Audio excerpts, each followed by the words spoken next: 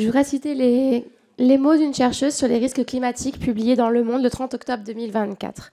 Lorsque l'on artificialise les sols, on enlève leur capacité à agir comme des éponges et absorber le surplus d'eau. Il faut réfléchir à rendre sa place à la nature au sein des centres urbains en repensant toutes les politiques de la ville. Ces propos reflètent une absolue nécessité.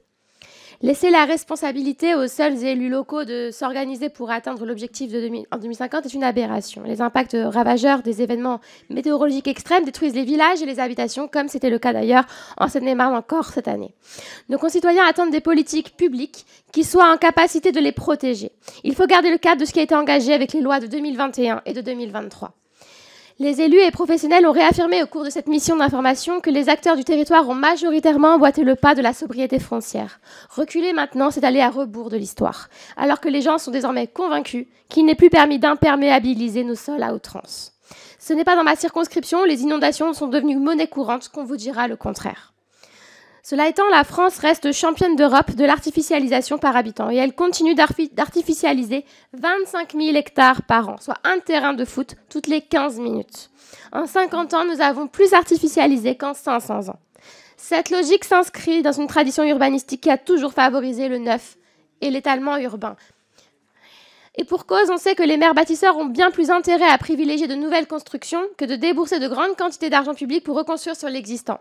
Votre rapport présente un certain nombre de leviers fiscaux qu'il est nécessaire de mettre en place, de même que l'importance de renforcer une ingénierie locale qui manque cruellement dans l'accompagnement des collectivités.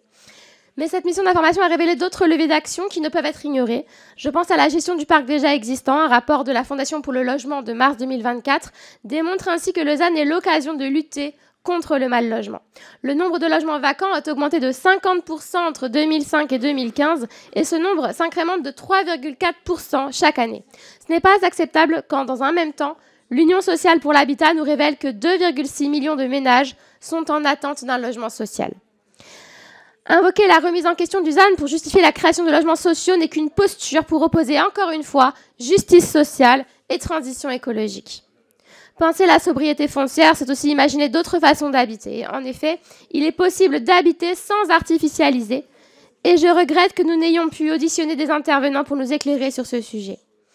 Bien loin du modèle pavillonnaire qui ne fait plus l'unanimité, l'habitat léger est un mode de vie adapté à la transition écologique qui s'inscrit pleinement dans le cadre de la sobriété foncière.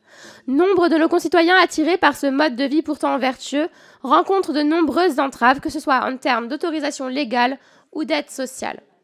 Quoi qu'il en soit, la loi Trace va à rebours de la lutte contre le changement climatique et de l'intérêt général, et nous nous y opposons.